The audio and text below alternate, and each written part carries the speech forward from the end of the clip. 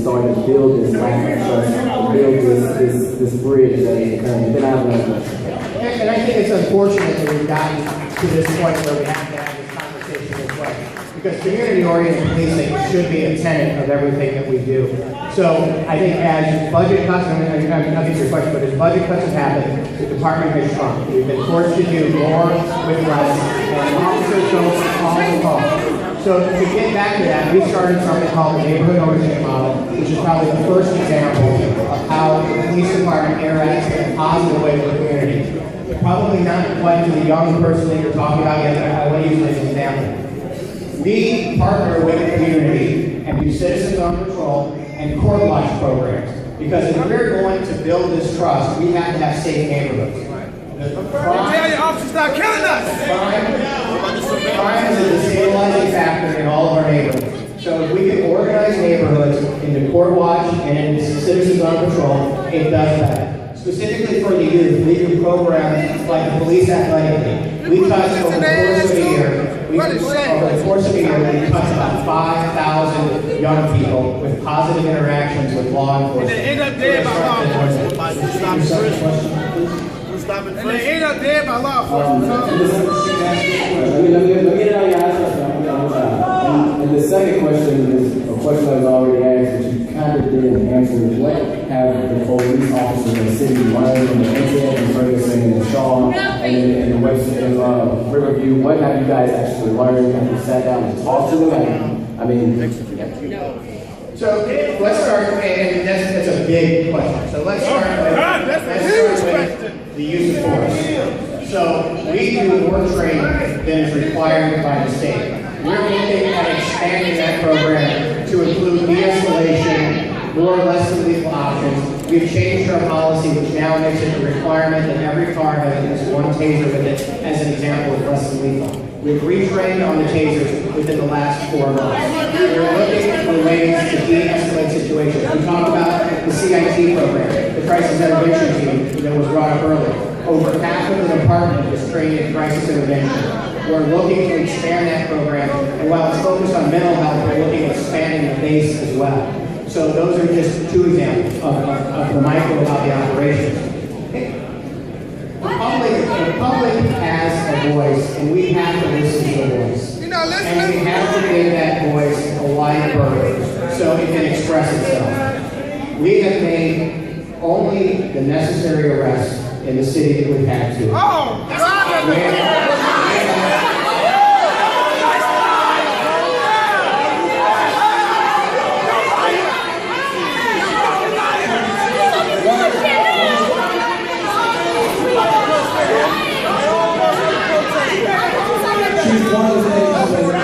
One of the things the commission will be asking you is set aside the resource question. I would build on Rasheed's question. What would you be able to do in terms of training on use of force, training on community-oriented policing? What would be a model program? And I don't want you to answer it now. I want to ask you and the county to be telling us what would make us the best in the nation of community policing, community relations, to build on Rasheed's question about how we build that trust on the long term. Just to digest the next version of that, I think we overcome a lot with training, with proper recruitment, with understanding what I'll put it into a business model. We really need to do, and this is a little bit of that, we need to do a focus group to understand where we stand with the community. And when we understand where we stand with the community, we can start to develop in a way that fits that gap, that fits that need. When I talk about the post-commission, doing a true assessment of the training, the deficit in training that exists. So we really need to, and this is a focus group, and I hear this and I take this feedback, but those are the types of things we need to do. Thank you. I think we have questions from commissioners, and we're going to move on to Chief Dotson. Thank you very much.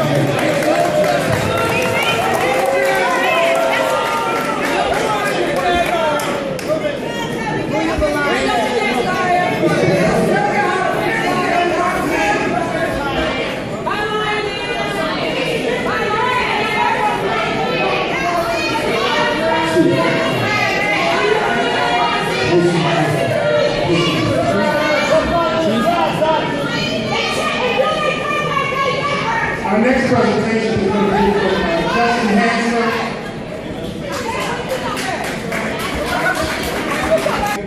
The police department of Ferguson, St. Louis County, and the city of St. Louis.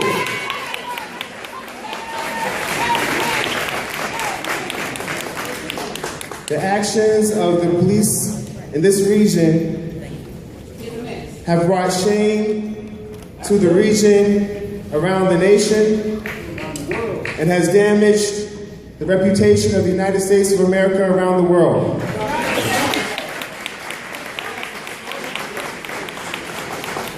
The United States has traditionally sought to position itself as the beacon of human rights and democracy for the rest of the world to emulate.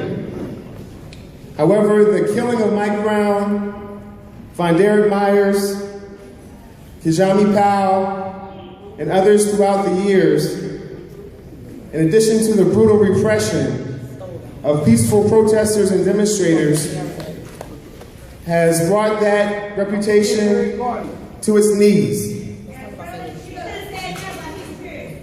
So a few weeks ago, in the hopes that our moral outrage and the moral outrage of the global community could further move our local officials towards justice, we submitted a shadow report to the United Nations on behalf of the Mike Brown family and peaceful protesters and demonstrators throughout the region.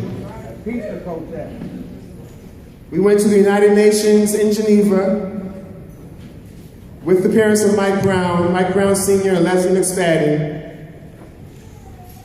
and they testified to their experiences, which in their testimony was heartfelt and moving, and it touched people around the world.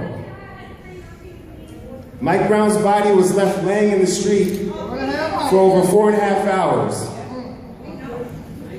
Mike Brown's mother had to stand there, look at that body, blood flowing from the head of the body, not able to touch the body, not able to do anything for her deceased son.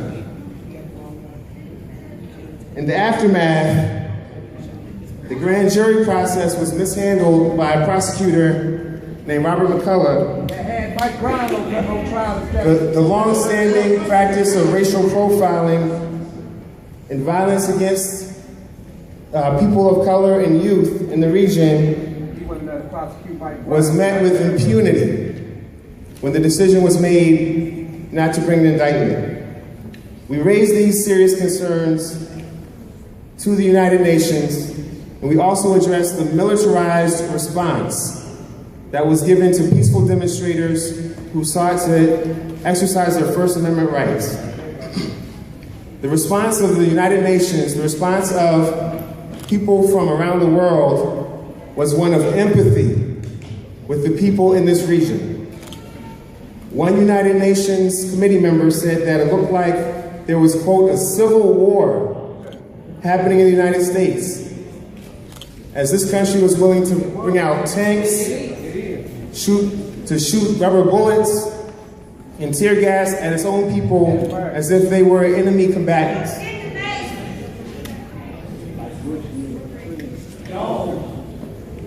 In addition to that, they spoke about the pattern and practice of using racial discrimination to enforce the law in a discriminatory manner.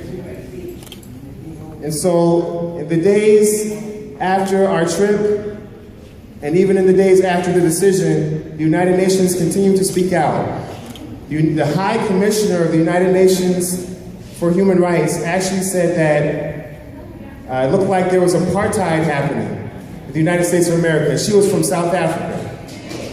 She said it looked like apartheid was happening.